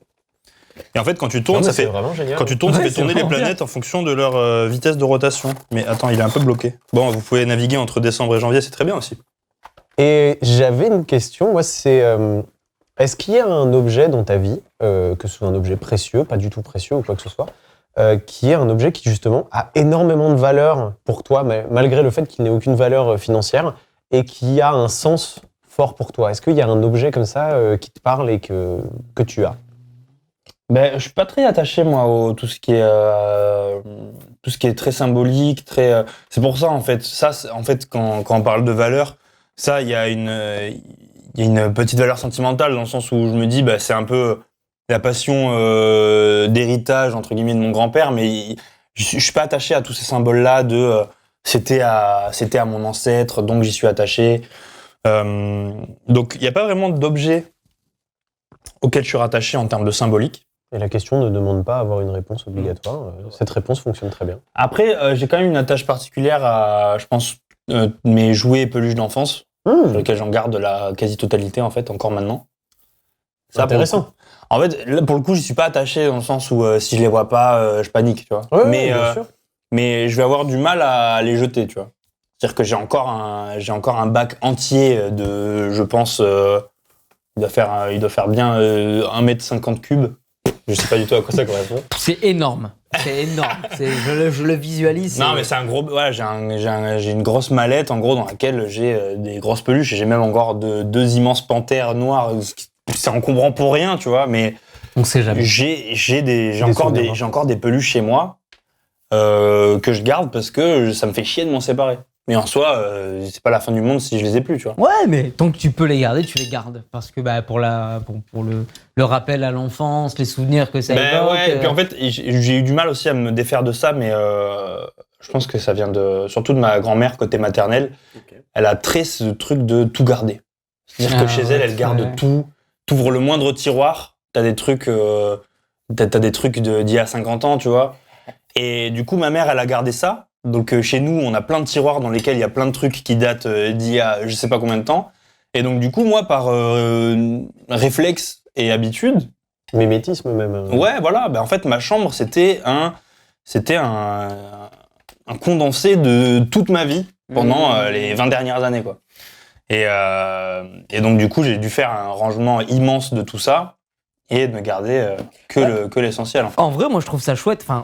Dans le sens où il y a beaucoup de personnes qui justement n'accordent pas spécialement de valeur à ça, mais pas en mode oh, je m'en fous, c'est pas de souvenirs et tout, mais qui ont absolument aucun mal à se détacher de tout ça et à s'en débarrasser et tout. Et moi je sais que contrairement à ce que toi t'as pu hériter de ta grand-mère ou de ta mère et tout, j'avoue que moi par exemple dans ma famille, c'est plus du côté de c'est plus encombrant qu'autre chose, on s'en sert pas. Alors pas pour tout évidemment, mais il y a quand même plus facilement cette notion de ça sert plus. Allez, ça dégage, ça s'en va et tout. Et c'est vrai que moi, je me suis rendu compte il n'y a pas si longtemps que ça, en fait, que j'avais pas tant de choses concrètes de ce que j'avais pu avoir dans mon enfance ou quoi. Et des fois, il y a ce petit truc de ah putain, c'est con, tu vois, j'aurais bien aimé garder. Bon, c'est pas non plus horrible à vivre, mais c'est vrai qu'il y a ce truc. Moi, je trouve ça chouette, quoi, en tout cas dans le principe. Oui, parce que t'as des souvenirs qui reviennent aussi avec. Et puis c'est une histoire, en fait, tout ça.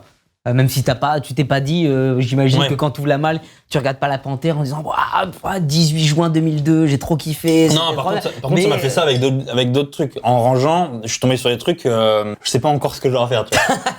Ouais. Mais tu vois, je suis tombé notamment sur mes Gormiti. Mes Gormiti, j'y suis grave attaché, tu vois. Ça me parle de ouf, ça, Gormiti. Ça me parle, c'est des figurines, à la base, il me semble que c'est italien à la base. En gros, c'est plein de figurines avec des types, tu vois, t'as les types feu, sol, plante, eau, tu sais que ça air. parle de ouf. Et en gros, t'as des familles t'as chaque famille avec les figurines. Et c'est des jouets, en fait. Mais c'est trop bien, parce que moi, j'en ai une collection exceptionnelle des premières générations, en plus. Donc, toi, ça me fait chier. Tu vois, ça se voit quand il en parle avec le cœur. De première gène, en plus. Et même chose avec les Bakugan. Je sais pas si vous avez connu ça. À Bakugan, moi, j'étais un peu plus vieux. C'était moins trop ma cam. Ouais, c'était moins ma cam. Et on a entendu parler. Et ouais, nous, en CE2, ouais, je pense que c'était ça. En CE2, on y jouait de fou avec mes potes. J'avoue que moi, j'étais full carte Team Yu-Gi-Oh! Sous le préau, on avait notre rendez-vous. Aussi, ouais. On sortait de la salle de classe, on allait direct à droite. Moi, j'ai un peu du mal avec les cartes depuis. J'étais en CE2 aussi, et on m'a volé un gros paquet de cartes. J'avais entre 100 et 150 cartes dedans. Mec, c'est l'histoire de ma vie, ça. Tu sais que c'est terminé. J'ai remballé ma carrière de joueur pro de Yu-Gi-Oh! Mais c'est bon, je sais qui me les a volés, donc c'est pas grave. Voilà. Je les veux pas. Je les côtoie des fois. Mais j'aurai ma vengeance dans 10 ans. Moi, j'ai jamais été très carte. Je volerai les cartes de leurs enfants. Je saurais exactement à quelle école primaire ils seront. Je vais inscrire mes gosses exprès dans cette école-là pour qu'ils leur volent leurs jouets. Et je leur donnerai une mission à mes enfants. Ok. Je crois qu'on est bon. Ah oui, le dessert était Comment parfait. était ce tiramisu? Franchement, très bon. C'était pas une panna cotta? Ouais, ce tira pas cotta. C'est pas une tarte tatin? Ouais, non. Ah, non. Bon. Est-ce que tu veux faire passer un petit peu tout ça avec un petit digestif? Mais écoute, l'art de la transition. moi, tout ce qui est digestion, ça me connaît bien. Donc on va passer du coup évidemment après le dessert au digestif, l'art de la digestion. Et puis là je vais regarder intensément la caméra pour qu'ensuite il y ait un effet de montage. Le digestif.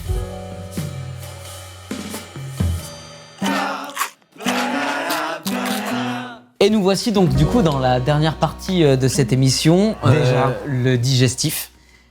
Déjà On dit, sait oui. de sources sûres Waouh. que tu es un petit amateur de rhum.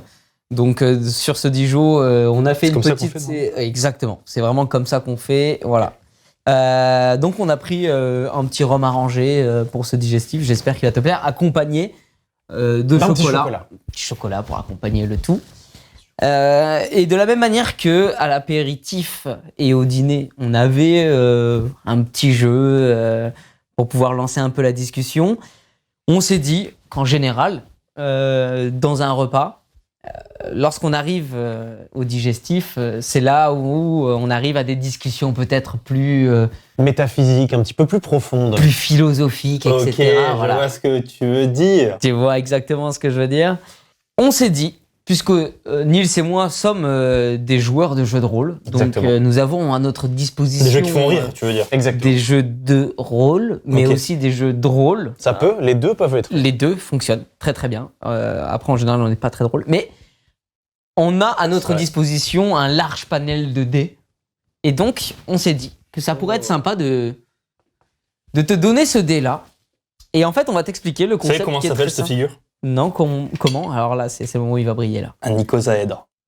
Icosaèdre, ça a 20 faces. C'est une figure de Platon. J'ai fait 5. Parfait. Ouais, mais du regarder. coup, non. Pourquoi? Si, je rigole, c'est pas Bah, vrai. Tu veux garder ce lancer-là? Non. D'accord. Bah, Donc, tu vas lancer tu ce vas dé-là. prendre ce nicosaèdre, du coup. Sans le N. Cet icosaèdre, pardon. Icosaèdre, et tu vas lancer ce dé. Et en fait, à partir du résultat du dé, nous, on a toute une liste de questions qui vont permettre d'engager la conversation. Donc, du Par coup, contre, sur par des exemple, c'est quoi la thématiques- question la plus légère? Il n'y a pas de questions plus Tu verras, légères, en fonction il y a des cols pas- généraux, par il y a exemple. rien, on peut rien dire. Ok. Tout est secret défense. J'ai la liste sous les yeux. Donc là, je lance Donc le là, tu vas lancer le dé en fonction de. dé. Est-ce qu'on peut pas trinquer avant? Bah évidemment, bien sûr. On peut. On l'a jamais fait depuis le début. En Non. plus, Oh là, t'as failli croiser. goûte et tu me dis, est-ce que tu arrives à deviner la saveur de ce rhum du coup? Rome.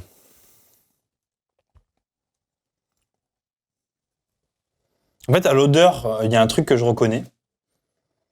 Le rhum? Non, un autre truc.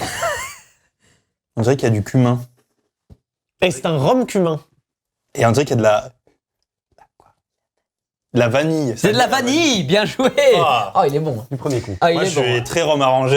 Ouais, ça, je ouais, connais. non mais ça s'est senti Bah ouais, de ouf, hein. instantanément vraiment au niveau de la vanille, ça a frappé direct, tes dès, narines quoi. dès le début. Ouais, ouais. Avant même, juste à l'œil. Ça va être une discussion un peu plus ouverte. On va aussi venir apporter, nous, notre point de vue qui sera sur ces questions auxquelles on n'a pas forcément réfléchi avant non plus. Et là, c'est un moment où on va réfléchir sur des choses un petit peu plus profondes. Qu'est-ce que c'est que le vin, Arthur? Le vin, c'est C'est un alcool souvent de raisin. il est très bon, putain. C'est pas la question, mais ça fonctionne aussi. Il est vif. La question du vin, c'est selon toi, est-il nécessaire d'avoir une passion? Mais si on estime que la passion, c'est ce qui nous anime en dehors de notre activité professionnelle et ce qui, en fait, qui peut être une de nos raisons de vivre, tu vois, et qu'on estime que ce qui est nécessaire, c'est ce qui est indispensable à notre épanouissement. Parce que si on estime que ce qui est nécessaire est juste ce qui nous permet de survivre, il y a évidemment que ce n'est pas nécessaire. Est-ce qu'avoir une passion est nécessaire pour être épanoui, par exemple? J'aurais envie de répondre non. Parce que j'ai l'impression que je connais des gens qui ne sont pas capables d'identifier leur passion et qui pour autant ne sont pas malheureux. Mais réciproquement, j'ai aussi l'impression que les gens les plus épanouis sont ceux qui ont une passion qu'ils arrivent à exercer malgré tout, quoi. Mais je suis assez heureux que tu tombes sur cette question parce que tout à l'heure, tu nous as évoqué le principe de métier-passion. Donc le fait d'avoir un métier qui soit lié justement avec cette passion, parce que tu as une passion pour la vidéo et tu en as fait ton métier. Est-ce que le fait de faire de sa passion un métier casse le côté justement passionnel en mettant en jeu justement un côté financier, alimentaire, d'avoir besoin de le faire justement pour payer ses factures? Bah, j'aurais tendance à dire que oui. Ok. Forcément, ça casse quelque chose. Parce qu'en fait, à partir du moment où on rend la chose professionnelle, on va pas avoir cette approche inintéressée, désintéressée plutôt, que peut être l'approche qu'on a quand on exerce une passion, en fait. Moi, de mon côté, ça va, parce que la vidéo, c'est pas non plus une passion, dans le sens où j'ai pas toujours vécu que pour ça. J'étais pas prédisposé à faire de la vidéo. J'adore faire de la vidéo, mais globalement, quotidiennement, ça manquait pas à ma vie avant que j'en fasse. Voilà. Donc, dans ce sens-là, je dirais pas non plus que c'est une passion. Je dirais que je me suis découvert un gros intérêt pour la vidéo en la pratiquant, mais avant de rentrer en école, je savais pas à quel point la vidéo pouvait m'intéresser dans l'aspect pratique, en tout cas. Et c'est intéressant, du coup, pour toi, la vidéo, pour beaucoup, c'est un métier passion, mais pour toi, ça l'est pas vraiment en soi? Bah, en fait, c'est un peu ce que je disais tout à l'heure, c'est que c'est un métier passion. J'utilisais le terme de métier passion parce que ça reste un secteur artistique et que souvent, quand on exerce un métier artistique professionnellement, c'est parce qu'à la base, on n'avait pas vocation à le faire professionnellement. Par exemple, on connaît beaucoup de cas de graphistes qui, à la base, adoraient dessiner, mais qui, au final, l'ont professionnalisé. Beaucoup de gens qui aimaient faire de la vidéo qui l'ont professionnalisé. Beaucoup de gens qui aimaient faire de la musique et qui l'ont professionnalisé. Pareil pour la danse et tous les autres arts, si on peut dire comme ça. Mais oui, dans mon cas... Tu l'as pris par l'autre bout. Bah, dans mon cas, j'ai commencé à l'exercer direct en ayant l'envie d'en faire ma vocation professionnelle. Donc, c'est-à-dire que j'ai pas trop eu cette approche de « c'est ma passion, donc ça casse quelque chose ». Tu disais tout à l'heure, je connais des gens qui sont heureux sans avoir de passion, mais ceux qui en ont une, c'est presque comme si tu disais ils avaient un truc en plus. Plus épanoui, si je veux. Ouais, plus épanoui. Ouais, en fait, j'ai l'impression que le fait d'avoir quelque chose auquel se rattacher qui va être externe à tout ce qu'on peut vivre socialement et professionnellement, ça te permet en fait d'avoir ta bulle à laquelle te rattacher et savoir où tu vas en fait, tu vois. Enfin, sans même avoir besoin de savoir où tu vas, je veux dire. Dans le sens où quelqu'un qui n'a pas de passion, si à un moment il a un problème dans son entourage, donc dans sa sphère sociale, dans sa sphère professionnelle, quelle qu'elle soit, ou dans sa famille ou ses amis, peu importe, ben il va avoir moins de possibilités de comment dire, De s'échapper, de s'évader vers une passion justement, parce que souvent quand quelqu'un exerce une passion, c'est quelqu'un qui peut le faire seul et qui du coup même seul est épanoui. Et on le voit, il y a des gens qui paraissent transcendés à l'idée juste de pouvoir faire leur passion et d'avoir du temps libre pour exercer, quoi. Pardon, je suis pas tout à fait d'accord avec le fait qu'une passion, ce soit solitaire. Parce qu'il y a des passions qui sont très solitaires, il y a des gens qui cousent, il y a des gens qui regardent des films, qui font des choses comme ça. Mais il y a aussi des sports collectifs qui peuvent être des passions. Mais à ce moment-là, oui, il y a l'entraînement qui est assez solitaire, mais ensuite, le but final est d'avoir justement quelque chose de collectif. Et je pense qu'il y a en effet des passions, mais notamment quand tu parlais de l'artistique, il y a beaucoup de passions artistiques qui sont très solitaires.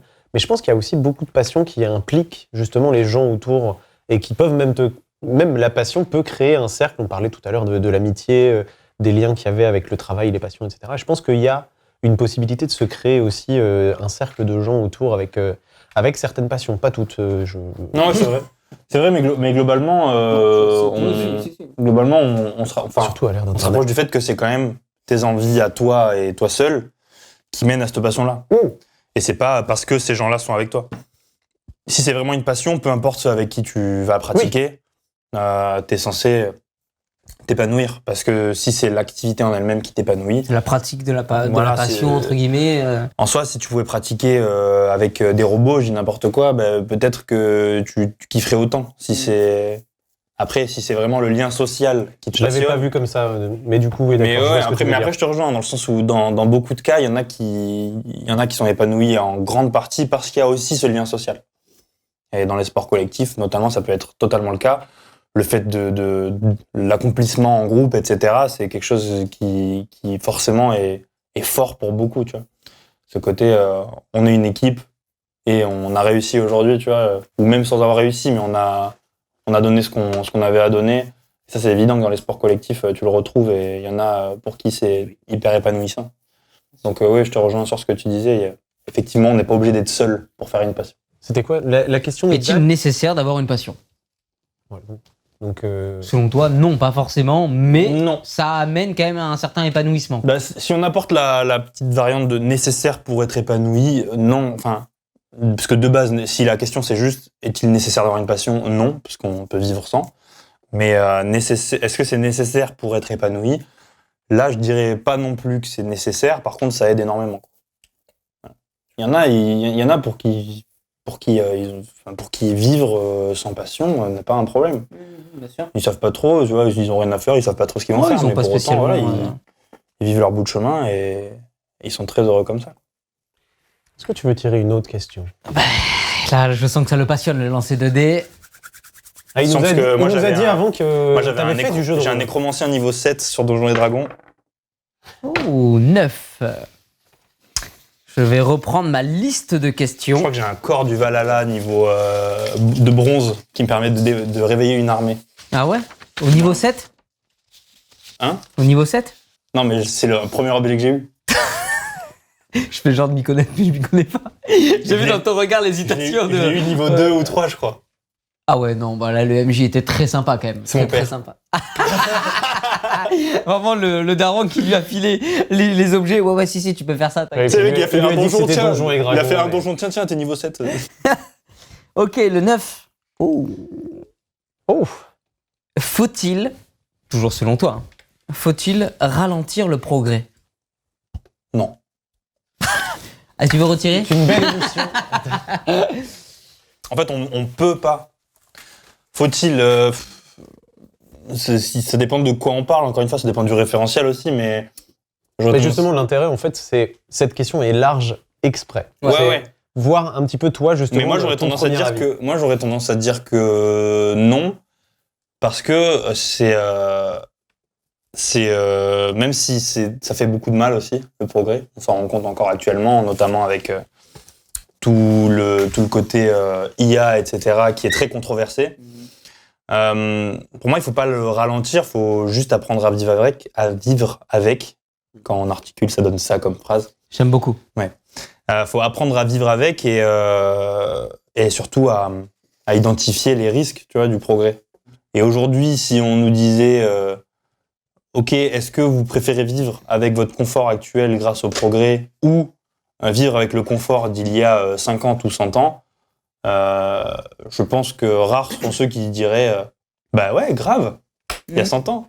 Mais c'est intéressant ce que tu dis, mais j'ai l'impression que tu réponds à la question sans vraiment y répondre, dans le sens où ce que tu préconises, quelque part... Pour moi, il faut... Non, j'y réponds. Non, mais dans le sens où, presque à demi-mot, quand tu dis on peut pas le ralentir, il faut juste apprendre à en mesurer les risques, à les contrôler. Est-ce que quelque part, c'est pas à demi-mot un espèce d'aveu de dire tant qu'on peut pas les contrôler ou tant qu'on n'a pas conscience En de gros, ces la risques... question, c'est est-ce que si on pouvait contrôler le progrès, ça serait bien de le ralentir ? Là, peut-être que ça serait le cas, Ouais. parce que, en fait, ce qui serait intéressant serait que le progrès évolue en même temps que les mentalités et les modes de vie. Ouais.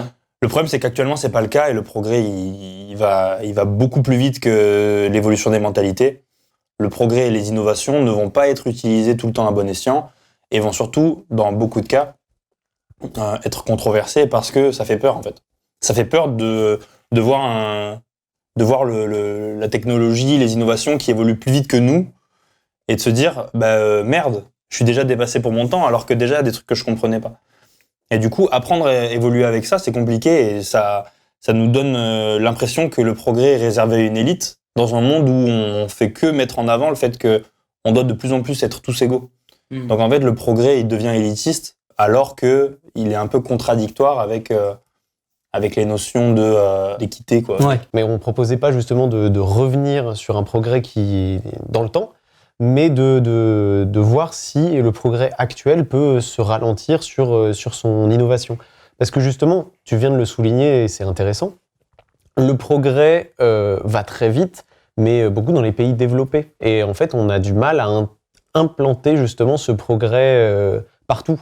On a sur la globalité de la planète une partie qui, justement, n'a pas accès à tout le progrès que peut avoir le reste du monde. Justement, la question qui était induite aussi là-dedans, c'est est-ce que réduire la volonté de progrès global pourrait peut-être aider à amener le monde entier à une espèce... un équilibre. Est-ce que du coup, le fait que le progrès continue d'évoluer, et certes, peut-être que ça nous dépasse parfois, tu parlais notamment de l'IA, de ces choses-là, qui sont un peu effrayantes. En plus, typiquement pour les créateurs de contenu, notamment sur les métiers artistiques, où effectivement, ça commence à se poser des questions en mode, OK, l'IA, est-ce que c'est pas un peu dangereux et tout?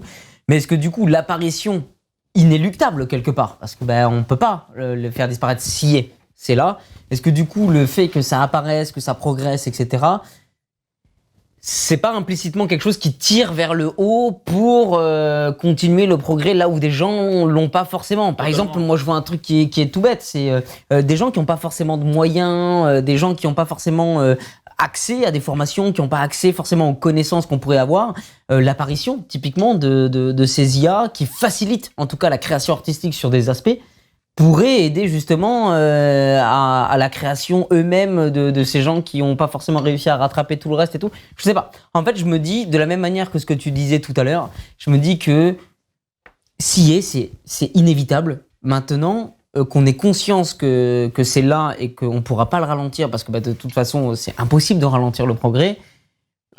Si, c'est possible. Non, mais... Ça a déjà été fait par le passé. Oui, mais dans le sens où personne n'a... Enfin, ceux qui le font, le progrès, n'ont pas d'intérêt à le faire à l'heure actuelle, à le ralentir, ce progrès-là, mais juste en contrôlant. Mais je pense que ça peut être un outil. Il faut plus le voir comme un outil plutôt que comme quelque chose de néfaste, entre guillemets. Enfin, j'ai l'impression. Ah ouais, mais en fait, c'est vrai ce que tu dis, mais encore une fois, c'est à accorder avec l'évolution des mentalités. Dans le sens où si le progrès va à la même vitesse que l'évolution des mentalités, là, il n'y a aucun souci, c'est toute la civilisation qui évolue en même temps. Quand je parle de civilisation, c'est toute l'humanité, quoi. Maintenant, pour rebondir à ce que tu disais tout à l'heure, il y a 2 points que je trouve intéressants dans comment tu as rebondi, c'est le fait de revenir en arrière. Oui, effectivement, c'est pas ce que tu avais mis en avant, mais du coup, le fait de ralentir, s'il y a 100 ans, on avait ralenti, peut-être qu'actuellement, on serait qu'au progrès d'il y a 50 ans. Tu vois, c'est là où je veux dire le ralentir le progrès. C'est-à-dire qu'avec la conscience de ce que pourrait être le progrès, est-ce que, avec cette conscience-là de ce que pourrait être le progrès si on le ralentit pas, est-ce qu'on accepterait le fait de le ralentir? Tu vois, parce que c'est à ce niveau-là que je voulais intervenir. Ouais, bien sûr. Et l'autre le truc sur lequel je voulais rebondir, c'est plus en termes d'égalité. Tu disais que le fait que le progrès aille plus vite que nos évolutions, ça crée une faille encore plus grande entre les pays développés et non développés. Alors, sur certains points, c'est vrai, mais il y a aussi un aspect en fait qui rentre en compte, qui est que les pays en fait en voie de développement, les pays non développés, etc., sont directement impactés par l'évolution des grosses puissances mondiales, parce que ça c'est un modèle très capitaliste pour le coup, mais qui correspond à nos vies actuelles. Donc on est obligé d'avoir conscience que le système dans lequel on évolue est celui-là. Mais quand un pays développé progresse, directement, ça va impacter en fait tous les pays sous-développés qui sont en lien avec lui. Alors on le voit, maintenant il y a très peu de pays dans lesquels il n'y a pas de téléphone, alors que globalement c'est des pays dans lesquels la téléphonie n'était pas du tout un élément de développement qui aurait pu voir le jour sans la présence de pays développés. Tu vois, donc globalement tout se rejoint un petit peu, et même s'il y a un gap qui va forcément toujours être présent tant que le capitalisme existe, les pays en voie de développement sont en voie de développement parce que derrière, il y a aussi des pays développés qui permettent de tirer tout vers le haut. Le problème, c'est ça, c'est encore, on y revient, est-ce que c'est un bon modèle ou pas? Ouais. Mais moi d'ailleurs, je suis désolé, j'ai aussi une question par rapport à ça, que je trouve intéressante avec le progrès, c'est on a aussi, donc on a des gouvernements qui sont éparpillés parce qu'on a énormément d'États dans notre planète qui évoluent petit à petit avec le progrès, etc. Et comme tu disais, le progrès, il faut jouer avec, il faut travailler avec, il faut essayer d'en faire quelque chose plutôt que d'en avoir peur. Mais est-ce qu'on n'a pas, déjà, on a une majorité des pays qui ont une puissance législative qui est assez peu jeune, assez peu justement adepte des nouvelles technologies. Et en fait, il y a aussi cette question de est-ce que la technologie, avec son progrès constant, fait que les législations sont toujours un petit peu en retard sur cette technologie. Parce que justement, il y a besoin de législation sur les différentes formes de technologie, les différents types de progrès, les matériaux utilisés, l'impact que ça peut avoir sur la population. Et avec ce progrès justement toujours constant et même qui s'accélère presque, est-ce qu'on ne risque pas justement de se retrouver à la traîne au niveau justement législatif ? On voit que ne serait-ce qu'Internet, qui est là depuis maintenant... une bonne vingtaine d'années. Non, plus. Mais c'est encore quelque chose qui nécessite des législations encore aujourd'hui. Et encore aujourd'hui, on a du mal à réussir à contrôler ça. Alors que ça fait déjà 30, 40 ans que ça existe. Oui, mais parce que ça a évolué. Depuis sa forme première, ça a beaucoup évolué. Exactement. Mais justement, c'est la question du progrès, c'est l'évolution. Ouais, mais clairement. En fait, je suis assez d'accord là-dessus. Évidemment que la législation ne va pas aussi vite que le progrès. Mais ça, en fait, je pense, je m'y connaissais pas assez pour pouvoir l'affirmer, mais c'est forcément, c'est forcément un résultat de ce que sont en fait les modèles législatifs actuels. C'est-à-dire que quand on voit le nombre d'intermédiaires qu'il y a dans tous les modèles législatifs des pays développés, forcément, tout ne peut que être très long. Ouais, bien sûr. On le dit, ne serait-ce que pour changer d'un modèle politique à l'autre, il faut espérer attendre 5 ans, et encore, t'es pas sûr que... Enfin, en France, je parle. Et encore, t'es pas sûr qu'à l'issue des 5 ans, tu tombes sur un modèle politique qui soit en accord avec l'évolution qui serait propre à toi, à ton éthique de vie, etc. Donc, c'est-à-dire que d'un changement de gouvernement à l'autre, déjà, on doit attendre 5 ans. Donc, c'est-à-dire que là, tu parles d'il y a 20 ans, c'est-à-dire que depuis 20 ans, il y a eu, on a connu réellement que 4 gouvernements. C'est-à-dire que 4 occasions d'avoir une direction différente, on va dire, sur ces questions-là. Tout ça pour dire que on peut pas le ralentir, le progrès. D'une manière ou d'une autre, on pourra jamais le ralentir. Mais Attends, parce qu'il y avait déjà l'inverse. si. On pourrait. On pourrait, mais est-ce que c'est vraiment bénéfique ? En fait, le problème, c'est que ne pas ralentir le progrès, ne pas laisser le temps au peuple ou à la législation ou quoi que ce soit. De toute façon, on coupera énormément de choses. Mais il nous reste 8 minutes. Question 4. Il nous reste 8 minutes. Dernière question. Non, mais je pense aussi qu'il y a quelque chose où, justement, en ne laissant pas le temps à la législation, en ne laissant pas, ne serait-ce qu'autant au peuple de se faire à ce genre de choses, il y a en fait le risque que les personnes qui ont le plus de puissance, le plus d'argent, puissent justement s'approprier et prendre à partie ces problèmes de législation qui n'existent pas pour pouvoir justement gagner encore plus en pouvoir, en richesse et écraser aussi une partie de la population. Clément, merci beaucoup. J'ai compris. En tout cas, merci beaucoup d'avoir accepté D'être notre cobaye. de participer à cette émission. Un dernier mot pour la fin, peut-être Non, mais globalement, c'était grave intéressant. C'était très bon. Trop bien. Donc, félicitations à l'équipe pour ça. L'alcool était très bon aussi. C'était grave cool. J'aurais quoi à dire de plus. Exprimez-vous. C'est cool d'avoir des podcasts sur lesquels on peut s'exprimer et échanger. Tu fais de la vidéo, où est-ce qu'on peut peut-être retrouver Sur mes réseaux sociaux, directement. Sur mes réseaux sociaux. Qui sont clem.mov sur Instagram. Allez. Mais aussi. Et c'est tout. Non, écoutez, hâte de voir la suite, de voir les autres épisodes, de voir celui-là déjà. Et je reviendrai quand vous aurez un décor un peu plus fourni parce que et une table neuve. Nous, je vois pas du tout de quoi tu veux parler. Pour l'instant, on a une carte du ciel de 2011. Merci. En tout cas, je me permets de parler en notre nom à tous les deux, mais merci beaucoup en tout cas d'avoir accepté. C'était très chouette comme premier épisode. Je tiens aussi énormément, et c'est très important, à remercier mon co-animateur pendant toute cette émission qui m'a permis de mettre en place tout ce concept. Mais surtout, un immense merci à toute l'équipe qui a permis de rendre ce projet viable finalement et de réussir à rendre ce projet concret. Donc merci à Nina, Mathéo, Clara, Seb, Sarah. On vous mettra dans la description de la vidéo sur vos posts et tout. Merci. Mais merci beaucoup à vous. Merci à Séquence 12 aussi. Qu'est-ce que c'est Séquence 12 Mais Séquence 12, qu'est-ce que c'est ? C'est trop long. On n'a plus le temps, on n'a plus assez de rush. Mais en tout cas, un immense merci à vous, parce qu'on ne vous voit pas, vous l'équipe. Mais sans vous, il n'y a pas de podcast. Sinon, on se filme au téléphone. C'est pas un téléphone. Mais sinon, on se filme au téléphone et ça marche pas très bien. Donc, merci beaucoup. Et j'espère que vous, spectateurs et auditeurs, avez apprécié ce premier épisode. Et on espère vous voir dans un prochain apéro. Et à bientôt pour un nouvel apéro. À bientôt pour un nouvel apéro. C'est vrai. En même temps, Et à bientôt pour un nouvel apéro. C'est mieux. C'est mon idée.